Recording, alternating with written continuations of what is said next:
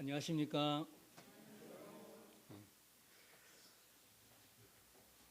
오늘 본문 말씀은 베드로 전서 4장 12절로 19절 말씀입니다. 우선 말씀을 다 같이 읽고 시작하겠습니다. 베드로 전서 4장 12절로 19절 말씀입니다. 9절이 짧기 때문에 한번 다 같이 읽도록 하겠습니다. 자, 시작. 사랑하는 자들아, 너희를 연단하려고 오는 불시험을 이상한 일 당하는 것 같이 이상히 여기지 말고 오히려 너희가 그리스도의 고난에 참여하는 것으로 즐거워하라. 이는 그의 영광을 나타내실 때에 너희로 즐거워하고 기뻐하게 하려 함이라. 너희가 그리스도의 이름으로 치욕을 당하면 복이 있는 자로다. 영광의 영 곧 하나님의 영이 너희 위에 계심이라. 너희 중에 누구든지 살인이나 도둑질이나 악행이나 남의 일을 간섭하는 자로 고난을 받지 말려니와 만일 그리스도인으로 고난을 받으면 부끄러워하지 말고 도리어 그 이름으로 하나님께 영광을 돌리라. 하나님의 집에서 심판을 시작할 때가 되었나니 만일 우리에게 먼저 하면 하나님의 복음을 순종하지 아니하는 자들의 그 마지막은 어떠하며 또 의인이 겨우 구원을 받으면 경건하지 아니한 자와 죄인은 어디에 서리요. 그러므로 하나님의 뜻대로 고난을 받는 자들은 또한 선을 행하는 가운데 그 영혼을 미쁘신 창조주께 의탁할지어다. 우선 본 말씀을 준비하면서 제 자신이 많이 그 말씀을 이해하는데 부족한 자이구나라는 것을 많이 느꼈습니다. 본 말씀은 초대교회 그 당시 로마의 종교적 핍박 가운데 있었던 죽음을 내어놓아야만 하는 그런 상황 속에서 고난을 당하던 성도님들에게 교훈해 주시는 말씀입니다. 저는 사실 이 말씀을 보면서 제목은 그리스도인의 고난이었지만 말씀을 계속 묵상하면 묵상할수록 저의 시선이 주님한테 향하는 것을 느낄 수가 있었습니다. 물론 이때는 정말 종교적 핍박이 심한 그 가운데 있었던 고난을 말씀하고 계시지만 저희가 이 말씀을 통해서 오늘날 자유롭게 살아가는 우리들이라 할지라도 우리의 삶 가운데 또한 어렵고 또 고난이 있을 때 우리 주님께서 동일한 방법으로 어떻게 위로하시고 격려하시고 보호하시는지를 본 말씀을 통해서 같이 나누기를 원합니다. 먼저 이제 본 말씀은 그리스도의 이름으로 고난을 받을 때 이를 이상히 여기지 말라고 하셨습니다. 왜냐하면 그와 같은 고난 가운데 있을 때 하나님께서 어떻게 위로하시고 어떻게 격려하시는지 성령님을 통하여 성령님께서 그 고난 가운데 있는 성도들에게 어떻게 위로하시고 격려하신지 그러므로 주의 영광이 나타날 때 우리로 하여금 기뻐하고 즐거워할 수 있도록 하신다는 그런 말씀을 하시면서 우리가 죄 가운데 고난을 당하는 것이 아니라 우리 주 예수 그리스도의 이름으로 고난을 당하는 것이기 때문에 고난을 당당히 받으라고 말씀하고 계십니다. 그 다음에 17절 18절 말씀에는 그 당시 베드로 사도께서는 믿는 자들에게 먼저 심판이 임하고 있음을 담대히 말씀하고 계십니다. 그렇기 때문에 우리가 주의 이름으로 고난을 당할지라도 선한 행실 가운데서 신실하신 창조주께 자기의 영혼을 의탁할 것을 말씀을 하고 계십니다. 먼저 12절 말씀을 보시겠습니다. 사랑하는 자들아, 너희를 연단하려고 오는 불시험을 이상한 일 당하는 것 같이 이상히 여기지 말고.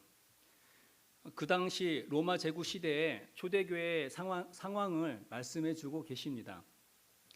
그 당시는 종교적 박해가 점점 더 다가오고 있었던 그런 시대였고요. 베드로 사도께서는 이를 불시험이라는 단어를 사용하셨습니다. 정확히 베드로 사도께서 이 서신서를 쓰실 때가 역사적 어느 시대인지는 알 수는 없으나 베드로 사도께서는 그 고난을 불시험으로 보셨다는 것을 보게 됩니다. 이처럼 우리가 정확히 알 수 없으나 그 당시 박해가 얼마나 심하였는지를 이 단어를 통해서 우리가 알 수 있습니다. 저는 여기서 이런 생각을 했습니다. 왜 고난을 받았을까? 초대교회뿐만 아니라 또 우리가 역사를 보게 되면 수많은 우리의 앞선 성도들이 자신의 목숨을 내어주기까지 고난을 피하지 않았던 역사를 우리가 보게 됩니다. 왜 고난을 받았을까요? 그 당시 초대교회 로마 시대 때는 고난을 피할 수 있는 방법이 있었습니다. 이제 물어봅니다. 너는 그리스도인이냐? 그래서 아니라 하면은 그러면 너 예수를 욕해봐. 욕을 하면 그냥 통과였습니다. 내가 마음으로 주님을 믿고 마음속으로만 주님을 사랑하고 또 내가 여러 가지 이유로 인해서 부인할 수도 있습니다. 그러나 어떤 분들은 부인하지 않고 입으로 시인하고 순교를 담담히 받아들였던 그분들은 어떤 마음으로 입으로 시인을 하셨을까? 이 부분에 좀 초점을 맞춰서 묵상을 하게 되었습니다.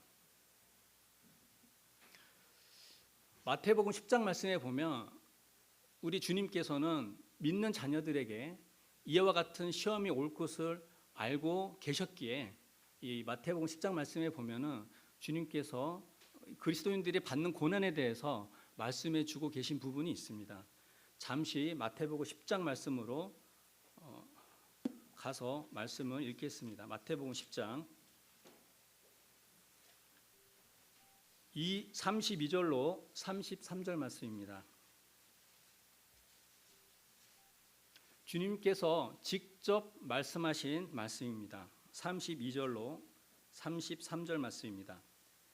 누구든지 사람 앞에서 나를 시인하면 나도 하늘에 계신 내 아버지 앞에서 그를 시인할 것이요 누구든지 사람 앞에서 나를 부인하면 나도 하늘에 계신 내 아버지 앞에서 그를 부인하리라.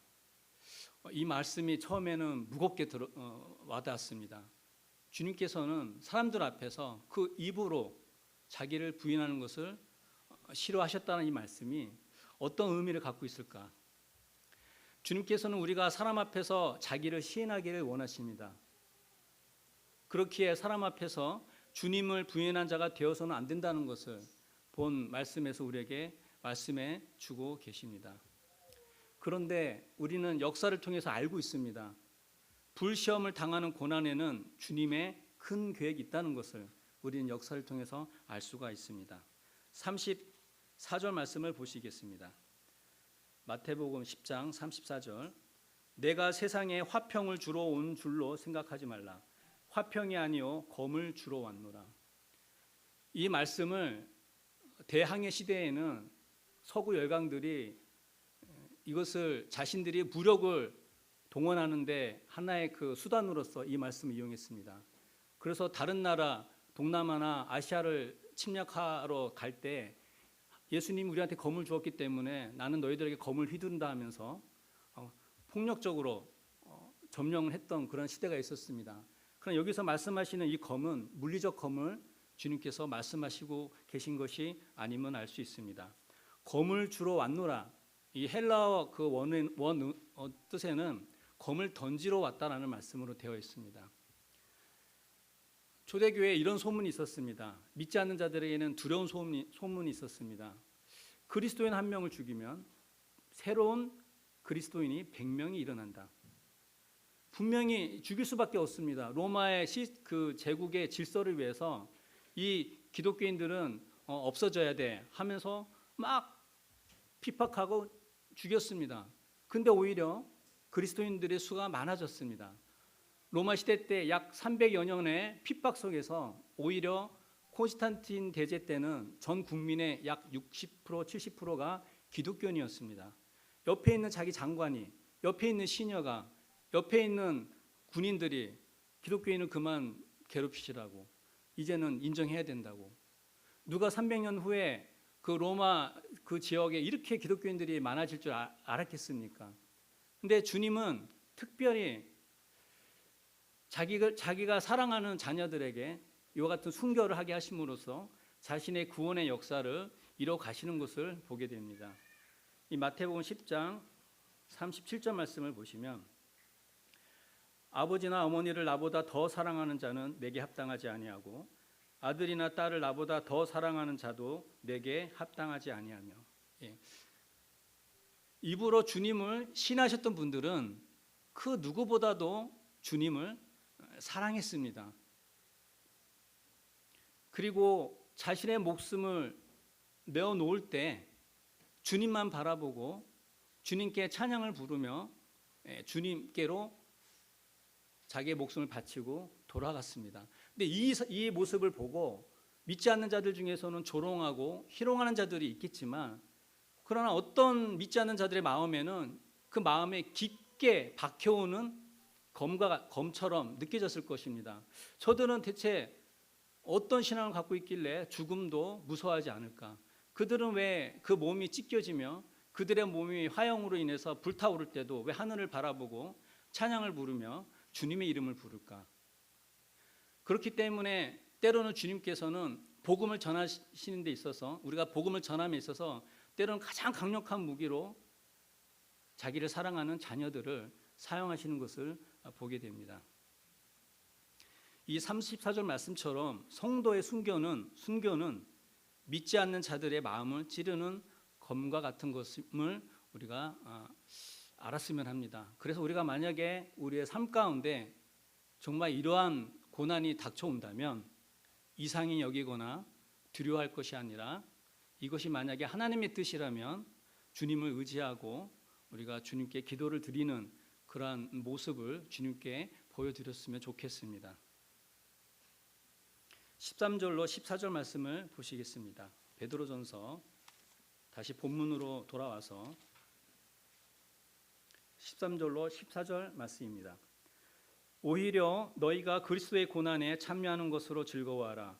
이는 그의 영광을 나타내실 때에 너희로 즐거워하고 기뻐하게 하려 함이라.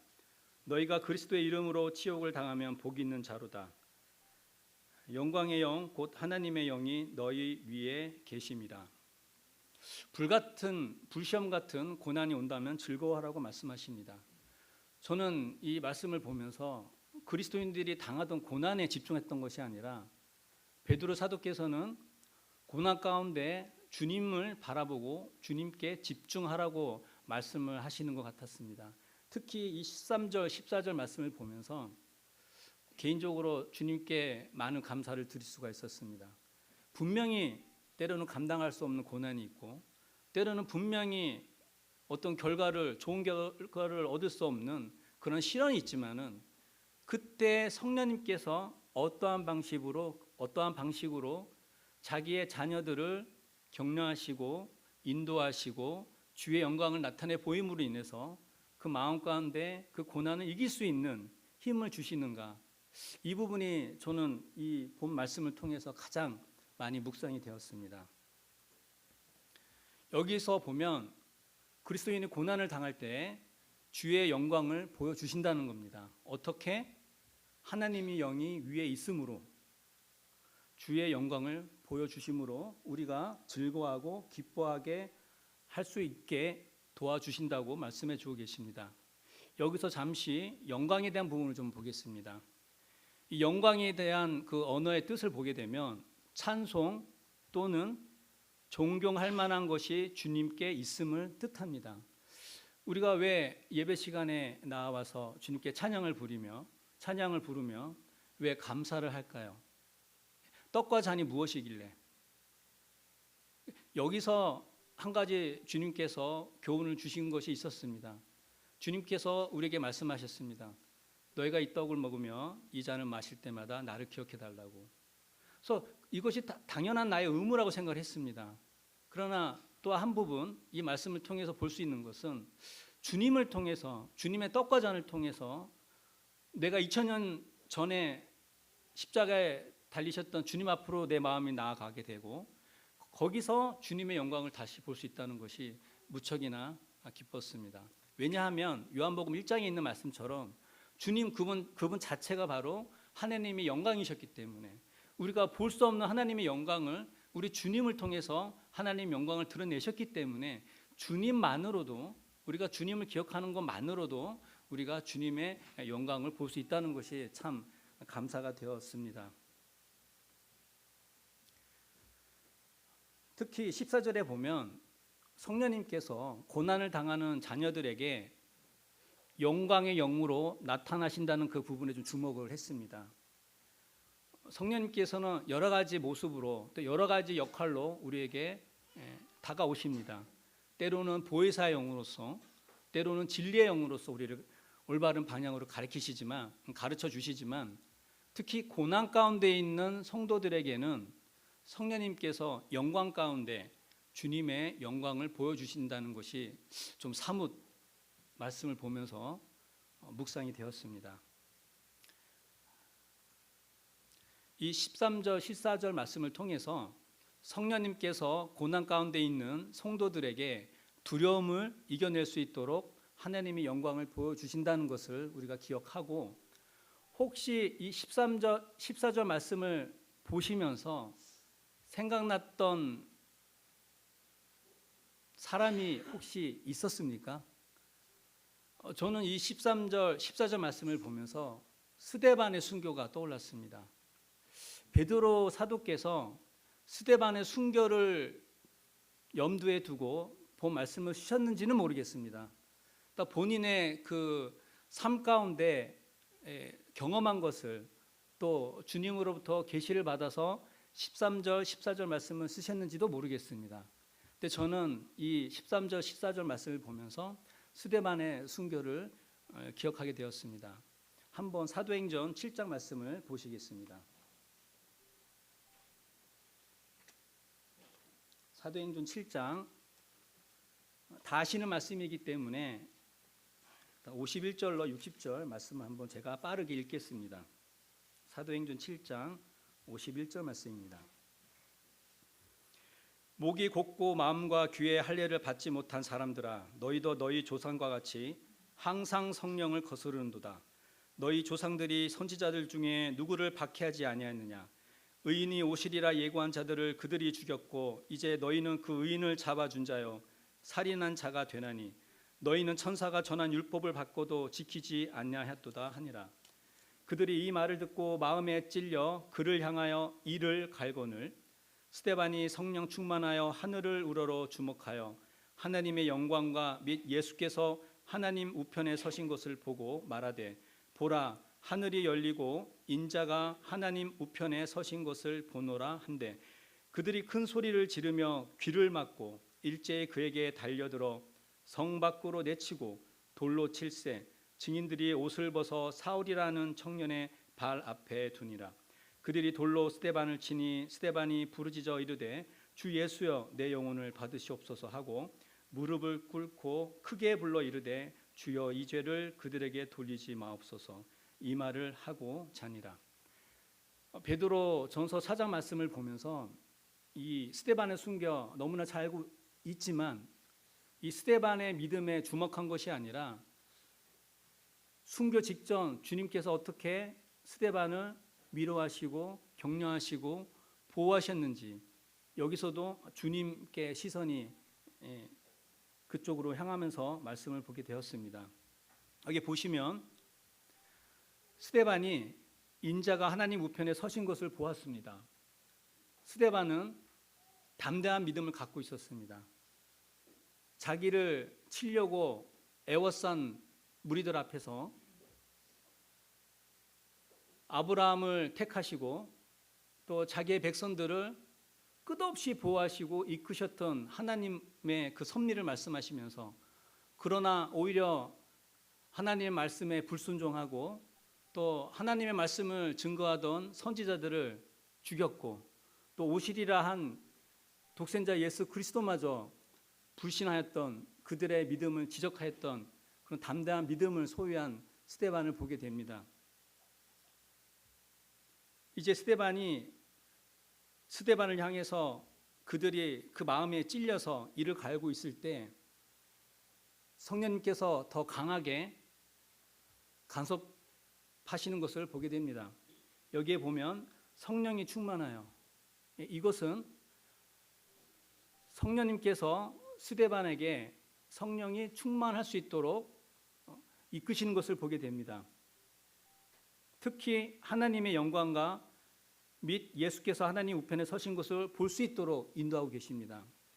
본 55절 말씀은 여러 가지 해석이 있습니다만, 자기가 사랑하는 자녀가 죽음 가운데 그 순교 직전에 있을 때 너무나 안타까워서 그 자리에 서서 바라보시는 그 주님의 모습을 뜻한다고 하시는 분도 계십니다.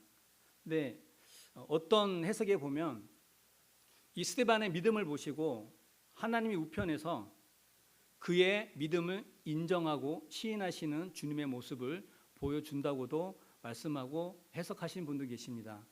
저는 이번에 베드로전서 말씀을 보면서 이 스데반이 이 순교하는 직전 예수님께서 사람들 앞에서 자기를 시인하였던 그 스데반을 인정하는 주님의 모습을 보게 되었습니다. 60절에 보면 이 죄를 그들에게 돌리지 마옵소서 이 말을 하고 자니라. 주님께서도 먼저 우리에게 보여주셨습니다. 주님께서 애매의 정죄를 당하시고 마치 죄인처럼 모욕을 당하실 때도 그 입을 열지 아니하시고 십자가에서 우리의 모든 죄를 위해서 모든 피를 흘려주셨습니다. 그렇기에 주님이 우리를 위해서 피를 흘려주시지 아니했다면 우리가 어떻게 지금 이렇게 자유롭게 두렵지 않게 주님을 섬길 수가 있겠습니까?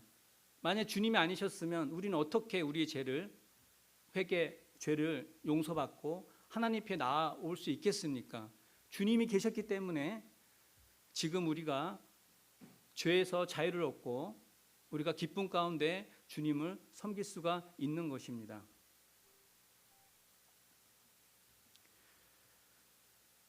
(13절) (14절) 말씀, 내 안에 임재하시는 성령님으로 두려움을 극복합시다. 성령님에 대해서 많이 교훈을 얻지는 못했던 것 같습니다. 제 개인적으로는. 이번 기회에 구약에서 말씀하고 계시는 성령님은 어떠한 분이신지, 또 신약에서 성령님은 어떠한 분으로 우리에게 역할을 하고 계신지를 한번 묵상하는 계기가 되었습니다. 구약에는 성령님에 대해서 히브리 용어로 두 가지 언어를 썼습니다. 하나는 루아르, 하나는 니시마트 하임. 이 루아르라는 것은 영 또는 바람을 뜻하고요. 이 니시마트 하임은 생명의 호흡, 즉 생기를 뜻한다고 합니다. 창세기 1장 2절과 창세기 2장 7절 말씀에 보면 성령님께서 창조하시는 그런 역할로서 나타나 있습니다. 수면 위에 마치 바람이 지나가면서 그 수면을 딱 스치면서 지나가는 그 모습을 이 창세기 1장 2절에서 성령님의 모습으로 표현하고 계십니다. 그 다음에 시간이 없기 때문에 찾지는 않겠습니다만 에스겔서 37장 9절과 10절 말씀을 보면 하나님께서 에스겔 선지자로 하여금 뼈밖에 남지 않은 죽은 자에게 생기를 부어줌으로써 다시 소생할 수 있도록 회복시킬 수 있는 능력이 있음을 에스겔 선지자에게 환상 가운데 보여주고 계십니다. 그 다음에 성경 사사기 말씀에 보면 어떻습니까? 기드온, 입다, 삼손과 같은 사사들에게 하나님의 영이 임했을 때 그들의 손을 통해서 이스라엘 백성들을 보호하신 것을 알 수가 있습니다. 기드온은 미디안 족속에서 이스라엘 백성들을 구원케 하셨고, 입다는 암모 족속으로부터 이스라엘 백성들을 구원할 수 있도록 인도하셨습니다. 삼손은 블레셋 족속으로부터 이스라엘 백성들을 보호하시는데 그 성령님께서 임했던 것을 알 수 있습니다. 이처럼 성령님께서는 큰 능력을 주시는 그런 역할을 하는 것을 알 수가 있습니다. 출애굽기 31장 1절로 4절 말씀에 보면은 성막을 짓는 데 있어서 특별히 하나님께서 부살레를 지목하셨습니다. 그 많은 이스라엘 백성들 중에서 왜 부살레를 지목하셨는지는 알 수는 없으나 이 부살레를 지목하시고 그에게 성령을 충만하게 하심으로써 지혜와 지식이 넘치도록 줘서 성막에 필요한 여러 가지 도구를 만드는데 사용하셨던 것을 보게 됩니다. 내 안에 계신 성령님은 연약한 존재가 아니며 대답을 안 하시는 존재가 아닙니다. 성령님께서는 이처럼 천지 창조에도 관여하셨고 생명을 회복시키는 능력이 있으시고 또한 능력을 주시는 분이신데도 불구하고 성령님께서는 하나님의 뜻대로 우리와 함께 하시면서 적절할 때 자신의 역할을 우리에게 보여주신다는 것을 우리가 주님 앞에서 겸손히 볼 필요가 있습니다. 그 다음에 신약의 성령님은 어떨까요? 요한복음 14장 16절 17절 말씀처럼 돕는 자의 역할로서 우리에게 나타나실 때가 있습니다. 그리고 갈라디아서 5장 22절로 23절 말씀처럼 여러 가지 열매를 맺게 또 하십니다. 사랑, 희락, 화평, 오래 참음, 자비, 양선, 충성, 온유, 절제. 이 열매는 우리가 능력이 좋아서 맺는 열매가 아님을 이 갈라디아서에서 우리에게 교훈해 주고 계십니다. 오직 성령님께서 우리에게 주시는 열매이기 때문에 내가 사랑이 많다고 해서 내가 그 사랑을 자랑해서도 안 되고, 내가 오래 참는다고 해서 그것이 나의 의가 돼서도 안 되고, 내가 절제를 잘한다고 해서 그것이 내 의가 돼서는 안 되는 것입니다. 우리에게 이 같은 열매를 주신 것은 서로 섬기라고 주신 열매이기 때문에 우리가 성령님의 인도함 없이는 열매를 맺을 수 없는 존재임을 알고 우리가 겸손하게 주님을 섬길 필요가 있습니다. 그리고 성령님께서는 또한 우리에게 다양한 은사를 주십니다. 성령님의 열매와 마찬가지로 여러 가지 은사도 성령님이 주시지 아니하면 우리는 받을 수가 없습니다. 저는 이 예찬 때 이 자매님들의 그 정성을 보면 좀 놀랐습니다. 왜냐하면 어딜 가도 이런 정성스러운 음식을 먹을 수는 없거든요. 그리고 돈을 지불해야 되거든요. 그러나 모임에 나왔을 때는 자매님들이 그렇게 맛있게 음식을 준비하십니다. 밥을 지으실 때도, 나물 하나 무치실 때도, 국 하나 만드실 때도 전 엽죽고 싶습니다. 왜 자매님들은 그렇게 정성을 다해서 섬기십니까? 집에서도 밥하시기 힘드실 텐데. 그래서 저희는 형제들은 뭐 저도 마찬가지지만 그 모습을 보고 당연히 그 수고하시는 자매님들께 감사하지만은 당연히 주님께 감사를 드립니다. 이곳에 제가 함께 할 수 있도록 인도하신 주님께 감사할 수밖에 없습니다. 그래서 우리가 우리의 은사가 드러날 때 당연히 모든 감사의 대상은 주님인 것을 기억하고, 또 각자 부족한 그러한 분들이 계시다면은 그분들을 위해서 우리가 같이 기도하고 더더욱 은사가 드러날 수 있도록, 그러함으로 인해서 더 큰 은사, 서로를 사랑하는 진정 주님의 사랑에 도달할 수 있는 정말 그런 사랑이 나타날 수 있도록 우리가 서로 협력하고 도와주고 기도할 필요가 있음을 보게 됩니다. 이 로마서 그 다음에 요한복음 16장 13절에 보면 우리 성령님께서는 진리의 영으로서 또 우리에게 나타나십니다. 우리가 말씀을 보되 올바른 길로 갈 수 있도록. 사실 말씀, 성경은 누구나 다 봅니다. 우리뿐만 아니라 많이 보지요. 또한 예수님을 믿지 않는 이단들도 성경을 봅니다. 그러나 성령, 올바른 성령 가운데 있으신 분들은 이 진리의 영으로서 우리에게 임하심으로 올바른 길로 인도하신다는 것, 대단히 중요한 성령님의 역할이라고 생각할 수 있습니다.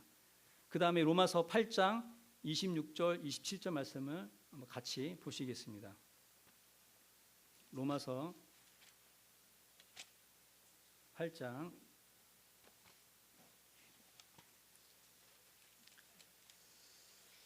26절, 27절 읽겠습니다. 이와 같이 성령도 우리의 연약함을 도우시나니 우리는 마땅히 기도할 바를 알지 못하나 오직 성령이 말할 수 없는 탄식으로 우리를 위하여 친히 간구하시느니라. 마음을 살피시는 이가 성령의 생각을 아시나니 이는 성령이 하나님의 뜻대로 성도를 위하여 간구하심이니라.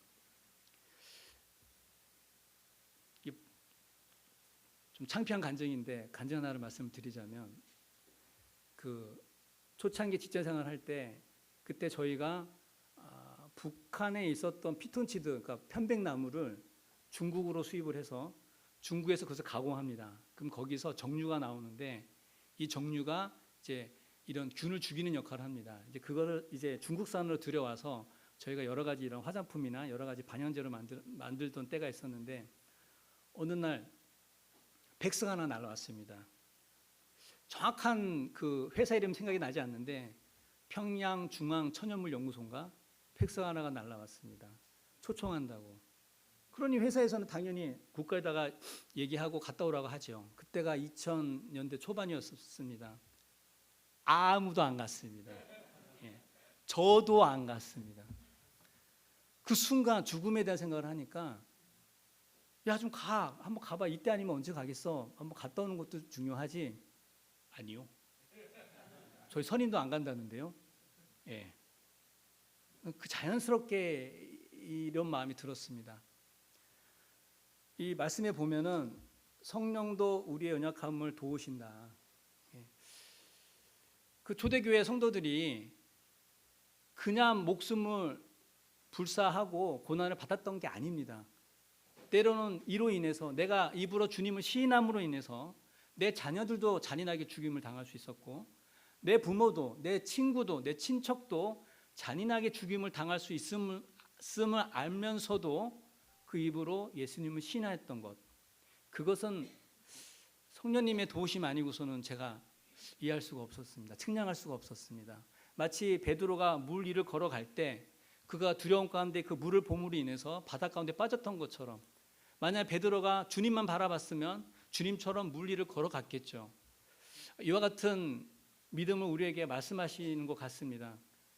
우리가 물론 지금 우리가 자유로운 시대에서 종교적 박해 없이 주님을 섬기고 있습니다만 과연 그러한 종교적 핍박이 왔을 때 우리가 믿음을 지킬 수 있을 것인가? 이에 대한 질문은 사실 의미가 없을 것 같습니다. 내 안에 성령님께서 역사하신다면 역사하시는 성도는 주님께서 인도하시기 때문에 그 두려움을 보는 것이 아니라 주님을 바라보고 그 두려움을 이겨내는 것입니다. 여기서 보면 오직 성령이 말할 수 없는 탄식으로 우리를 위하여 친히 간구하시느니라. 이 베드로 사도께서는 이 성령님에 대해서 말씀을 하고 계십니다. 우리가 다 너무 놀래서 어떻게 기도할지 모르는 상황. 저도 자녀를 키우다 보니까 자녀를 보면 내가 어떻게 자녀를 키워야 될지 놀랄 때가 있습니다. 그리고 직장 생활을 저는 사업을 하기 때문에 저는 월요일부터 금요일은 전쟁터입니다. 어떻게 이거를 극복해야 될지 모를 때가 있습니다. 우리의 삶도 그렇지 않습니까? 때로는 아플 때가 있어요. 그렇게 평생 고생하면서 살아서 이제는 좀 편하게 살고 싶은데 몸이 아플 때가 있습니다. 우리가 주님의 이름으로 고난을 당하는 건 아니지만 우리가 우리 삶 가운데서도 어려움이 올 때가 있어요. 그럼 그때는 어떻게 기도하는 것이 옳을지 모를 때가 있습니다. 하던 사업이 안 될 때가 있고 내 몸이 아플 때가 있고 내 주변 사람들의 내 마음을 어렵게 할 때도 있습니다. 또한 믿는다는 이유로 우리가 편견을 받으면서 그 시선을 따가운 시선을 받으면서 있을 때도 있습니다. 그때는 어떻게 우리가 놀라지 않고 어떻게 기도할지 모를 때 우리는 그저 조용히 주님의 이름을 부릅니다. 그러면 우리가 마땅히 기도할 바를 알지 못하는 그조차도 성령님께서 대신 말할 수 없는 탄식으로 우리를 위해서 기도한다는 사실을 저희가 늘 기억하고 우리의 삶을 살았으면 좋겠습니다. 15절 다시 본문으로 돌아가서 15절 16절 말씀을 보시겠습니다. 너희 중에 누구든지 살인이나 도둑질이나 악행이나 남의 일을 간섭하는 자로 고난을 받지 말려니와 만일 그리스도인으로 고난을 받으면 부끄러워하지 말고 도리어 그 이름으로 하나님께 영광을 돌리라. 왜 베드로 사도께서는 윤리적이며 도덕적인 삶을 살 것을 강조하였을까요? 우리가 예수님을 믿는다고 하면서 우리가 윤리적인 삶을 살지 못한다면, 우리가 도덕적인 삶을 산다면 믿지 않는 자들은 우리를 비판할 것입니다. 믿는 자들의 삶이 믿지 않는 자들의 삶보다도 못하다면 우리가 아무리 찬송을 부르며 귀한 찬송을 부르며 귀한 말씀을 본다 하더라도 그것이 그들의 마음에 복음이 와닿을까요? 가장 좋은 복음은 내 삶이 도덕적이며 선한 삶을 사는 것이 믿지 않는 자들에게는 가장 강력한 복음 전도의 방식임을 우리가 알 수가 있습니다. 그러기에 여호수아서 23장 11절 말씀처럼 스스로 우리가 조심하면서 주님을 사랑할 필요가 있습니다. 그리고 우리가 죄를 지어서 받는 고난이 아니라 주님의 이름으로 받는 고난이기 때문에 부끄러워할 필요가 없습니다. 여기에 보시면 하나님께 영광을 돌리라고 말씀하고 계십니다. 이 하나님께 영광을 돌린다는 말씀이 저는 솔직히 그냥 쉽게 가볍게 넘어갈 말씀으로 보이지가 않았습니다. 제가 이 베드로전서 말씀을 준비하면서 또 생각났던 부분은 우리 주보에 보면 기도 제목 제일 맨 위에 있는 기도 제목이 떠올랐습니다. 북한에 있는 우리 동포들, 우리가 주일날 예배 드리러 주님의 떡과잔 앞에 나아올 때 한 주를 지켜주신 주님께 감사를 드리며 나아옵니다. 또한 전국에 흩어져 있는 우리 성도님들, 얼굴은 다 알지 못하지만 각 지역 모임에 예배를 드리기 위해서 나오는 우리 형제 자매들을 위해서 그 발걸음과 그 마음을 지켜달라고 기도할 필요가 있다고 생각합니다. 또한 동시에 더 나아가서 오늘도 목숨을 걸고 예배를 드리기 위해서 나오는 지하교회 성도들이 있음을 기억하고 그들의 발걸음과 마음을 지켜달라고 기도하면 주님이 더 기뻐하시지 않나 생각을 하게 됩니다. 말씀을 드릴까 말까 고민했던 내용이 있는데 말씀을 드리고자 합니다. 혹시 나이 많으신 분들은 기억하실지 모릅니다만 그 북한의 불도저 순교 사건을 기억하십니까? 북한에서는 믿는 자들은 불도저로 밀어버린다는 말이 있었습니다. 이 사실이 어떤 사건이었냐면 1973년도 평양에서 개선까지 공단까지 이제 그 김일성 도로를 닦을 때 일입니다. 이제 길을 이제 터기 위해서 이제 길을 이제 닦고 있을 때 한쪽이 무너졌습니다. 거기서 토굴이 발견되었죠. 딱 보니까 거기서 몰래 예배드리던 지하 교회 성도들이 있었습니다. 그때 트럭 운전자가 보위부에 신고를 하게 되었고 보위부 장교들이 와서 그들 그 자리에서 즉결 심판을 하게 됐습니다. 근데 얼마나 잔인했냐면은 이 교수형 목을 졸라서 교수형을 이제 시키는데 가장 어린 아이부터 교수형을 시켰습니다. 그 아이가 두려움 가운데 이제 나옵니다. 그 아이의 목에 줄이 감겼을 때 이 아이가 무리가 있는 쪽을 향해서 엄마 엄마고 불러요. 그러니까 이 보위부 장교가 이제 짜증이 나니까 엄마 나오라고. 엄마가 나옵니다. 그래서 엄마가 이렇게 얘기합니다. 괜찮아 우리 둘째 아들, 우리 주님 만나러 가는 거야. 그러니까 이제 목이 딱 조이니까 아이가 두 손으로 잡았겠죠. 포박이 안 됐기 때문에. 근데 엄마가 소리칩니다. 엄마도 곧 갈게. 우리 예수님 만나러 가야지. 그래서 그 아이가 이 손을 놓습니다. 그 다음에 이제 둘째 이제 아이를 이제 부릅니다. 근데 큰 아이가 나오면서 엄마를 딱 보고 이제 이렇게 얘기하죠. 엄마 고마워요. 그래서 엄마가 얘기합니다. 뭐가 고맙니? 예수님 만나게 해주셔서 고맙다고. 네. 그러니까 엄마가 얘기합니다. 우리 큰아들 저기 있는 저희 보위부 아저씨들 그 미워하면 안 돼. 엄마도 곧 따라갈게. 이제 큰 아이가 이제 올라갑니다. 그 아이가 이제 그 아이에게 목을 이제 교수형을 하기 위해서 씌울 때 그 아이가 얘기합니다. 아저씨를 사랑하는 분이 계세요. 그 보위부 장교가 얘기합니다. 야 누가 나를 사랑한다는 것이냐? 예수님이요. 이분이 더 화가 났어요. 그렇게 차례차례 다 죽였습니다. 근데 마지막 한 사람 남은 사람, 그 교회 그 지하교를 이끄던 그 리더인 그 사람은 딱 목회자는 이제 목회자만 남았습니다. 근데 이제 보위부들이 이 사람은 가장 못된 사람이니까 이대로 죽일 수 없다 하면서 땅바닥에다 눕혀놓습니다. 그리고 불도저로 밀어버립니다. 그 발과 발목이 짓이겨 갈 때 그 목회자가 괴로워서 소리를 막 질렀대요. 그런데 그 불도저가 무릎까지 짓이겨 오는 그때 이분이 찬양을 불렀다고 합니다. 그의 목숨이 끊길 때까지. 어디 비단 이분뿐만이겠습니까? 왜 주님은 초대교회 성도들에게 이 고난을 허락하였을까요? 때로는 주님께서는 자기가 너무도 사랑하는 자녀들을 통해서 이 우리 안에 들지 아니한 어린 양들을 이끄시는데 그 방편으로 쓰신다는 것을 우리가 알 수가 있습니다. 오로지 우리는 미쁘신 창조주께 내 영혼을 의탁할 뿐입니다.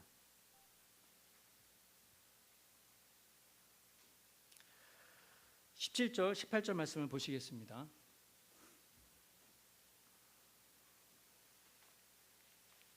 하나님의 집에서 심판을 시작할 때가 되었나니 만일 우리에게 먼저 하면 하나님의 복음을 순종하지 아니하는 자들의 그 마지막은 어떠하며 또 의인이 겨우 구원을 받으면 경건하지 아니한 자와 죄인은 어디에 서리요.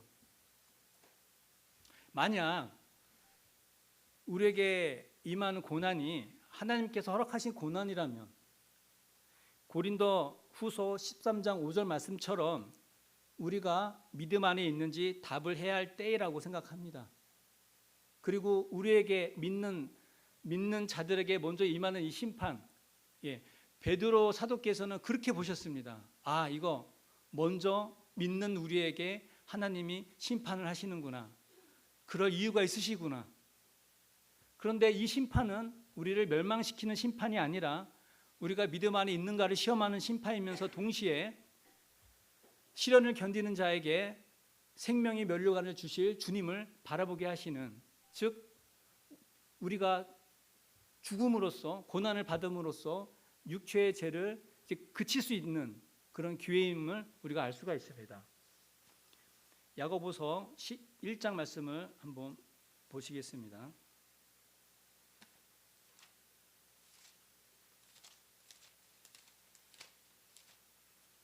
야고보서 1장 12절 읽겠습니다. 시험을 참는 자는 복이 있나니 이는 시련을 견디어낸 자가 주께서 자기를 사랑하는 자들에게 약속하신 생명의 면류관을 얻을 것이기 때문이라. 우리에게는 이와 같이 목숨을 내어놓을 만한 그런 종교적 핍박이 없지만 우리도 삶 가운데 여러 가지 시련과 고난이 있습니다. 우리가 그때 원망하지 말고 세상의 힘에 의지하지 말고 오로지 주님만 바라봄으로써 주님을 기쁘시게 하는 자녀들이 됐으면 좋겠습니다. 그렇다면 믿지 않는 자들이 임할 심판은 어떨까요? 이 계시록 20장 14절 15절 말씀처럼 믿지 않는 자들에게 임할 심판은 불못에 던져질 멸망의 심판입니다. 그렇기에 19절 말씀을 보시겠습니다. 베드로전서 다시 본문으로 돌아오셔서 4장 19절 말씀입니다.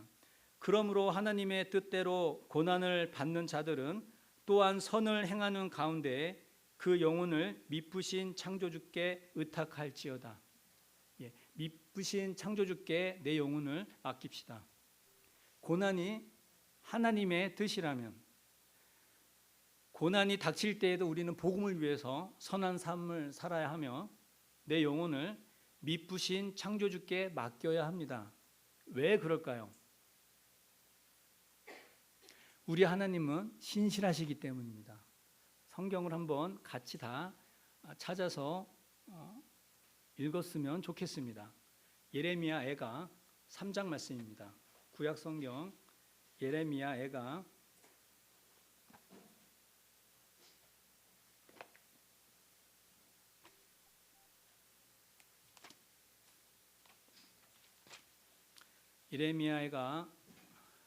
3장 22절 말씀입니다. 1147페이지입니다. 22절, 23절 같이 한번 읽겠습니다. 시작. 이것들이 아침마다 새로우니 주의 성실하심이 크시도소이다. 예레미야 3장 23절, 24절 말씀, 22절로 23절입니다. 다시 읽겠습니다. 22절 시작. 여호와의 인자와 긍휼이 무궁하심으로 우리가 진멸되지 아니함이니이다. 이것들이 아침마다 새로우니 주의 성실하심이 크시도소이다. 성도는 진멸되지 않습니다. 그리고 요한복음 14장 18절 말씀을 보시겠습니다. 요한복음 14장 18절 말씀입니다. 요한복음 14장 18절 다 같이 시작. 내가 너희를 고와 같이 버려두지 아니하고 너희에게로 오리라. 성도는 결코 버림받지 않습니다. 마태복음 28장 20절 말씀을 보시겠습니다.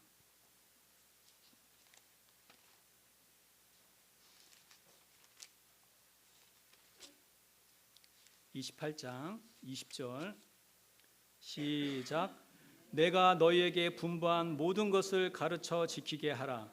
볼지어다 내가 세상 끝날까지 너희와 항상 함께 있으리라 하시니라. 우리 주님은 세상 끝날까지 우리와 함께 하십니다. 마지막으로 로마서 8장 35절 말씀입니다. 8장 35절 39절까지입니다. 자, 시작. 누가 우리를 그리스도의 사랑에서 끊으리요? 환난이나 공고나 박해나 기근이나 적신이나 위험이나 칼이랴. 기록된 바 우리가 종일 주를 위하여 죽임을 당하게 되며 도살 당할 양같이 여김을 받았나이다 함과 같으니라. 그러나 이 모든 일에 우리를 사랑하시는 이로 말미암아 우리가 넉넉히 이기느니라. 내가 확신하노니 사망이나 생명이나 천사들이나 권세자들이나 현재일이나 장래일이나 능력이나 높음이나 깊음이나 다른 어떤 피조물이라도 우리를 우리 주 그리스도 예수 안에 있는 하나님의 사랑에서 끊을 수 없습니다. 신실하신 하나님께 의탁하는 삶을 살기를 원합니다.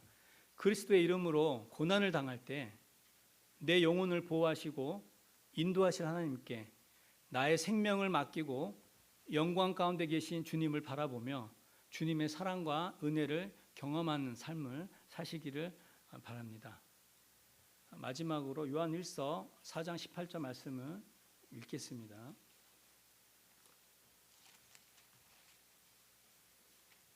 요한 1서 4장 18절 말씀 읽겠습니다. 사랑 안에 두려움이 없고 온전한 사랑이 두려움을 내쫓나니 두려움에는 형벌이 있음이라. 두려워하는 자는 사랑 안에서 온전히 이르지 못하였느니라. 우리가 사랑함은 그가 먼저 우리를 사랑하셨음이라. 사랑 안에 두려움이 없습니다. 온전한 사랑이 두려움을 내쫓기 때문이죠. 우리가 주님 만날 그날까지 주님을 바라보기를 원합니다. 이 삶 자체는 고통의 연속이지요. 그럼 우리가 그 삶의 그 고통과 어려움만 본다면 우리는 주님의 은혜와 사랑을 올바로 바라보고 깨달을 수가 없습니다. 그러나 어떠한 고난이 있더라도 우리의 시선이 주님에게만 있기를 원합니다. 이제 우리가 언젠가는 그날에 주님께서 우리의 이름을 부르실 그날, 주님 앞에 서 있을 그날을 우리가 사모하면서 주님께서 우리의 이름을 부르실 그날 우리의 이름이 존귀케 될 것을 우리가 마음 가운데 바라보면서 우리가 어떠한 존재인가를 늘 기억하고 삶 가운데 주님, 성령님께서 주시는 위로와 격려와 보호하심 가운데서 또 한 주를 더 사시기를 바라겠습니다. 시간이 다 되었기 때문에 기도하고 마치겠습니다.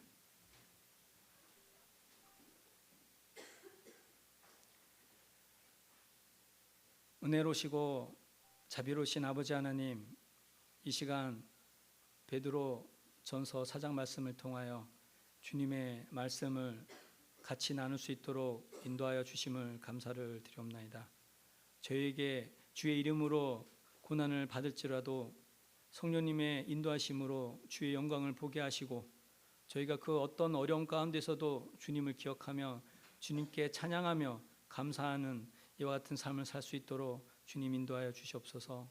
아픈 성도에게 주님 위로해 주시고 삶 가운데 경제적으로 어려움 가운데 있는 형제 자매들을 주님 또한 위로하여 주시옵소서. 우리가 더 큰 은사를 사모할 수 있도록 주님의 말씀에 가까이 하는 그런 삶을 살도록 인도하여 주시옵소서. 이 시간 귀한 말씀을 보여주신 주님께 감사를 드리오며 이 모든 기도를 우리 주 예수 그리스도의 귀하신 이름으로 감사기도 드리옵나이다. 아멘. 네, 감사합니다.